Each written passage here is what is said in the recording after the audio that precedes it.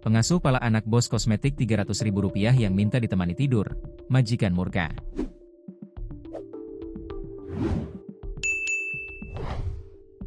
Curhat bos kosmetik soal anak dipalak pengasuh sendiri sebesar Rp300.000.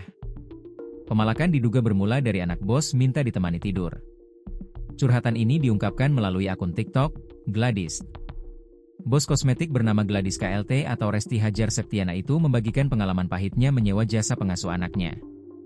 Sang anak diduga dipala oleh pengasuhnya sebesar Rp300.000 jika ingin ditemani tidur.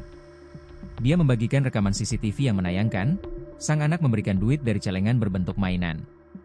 Peristiwa itu terjadi di kamar tidur sang anak pada Rabu, 28 Mei 2025, pukul 19.26 waktu Indonesia Barat. Anak saya Kiazha dipalak sama susternya sendiri. Temenin tidur Rp300.000, disuruh ambil kucing Rp100.000, kata Gladys yang dikutip pada Senin, 30 Juni 2025, via Warta Kota. Ironinya, kata Gladys, peristiwa ini disaksikan oleh gurunya sendiri di kamar tidur. Selain itu, Gladys juga menyinggung layanan mengasuh yang tidak memuaskan untuk anaknya. Lihat sendiri kondisi anak saya, rambut berantakan kayak anak nggak keurus, ucap Gladys. Perempuan yang disebut sebagai Crazy Rich Surabaya ini menyayangkan dengan sikap pengasuhnya tersebut. Padahal Gladys telah menggajinya sesuai kesepakatan kedua belah pihak.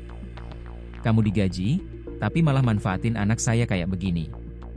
Ini bukan cuma tidak pantas, ini bisa kena pasal pemerasan.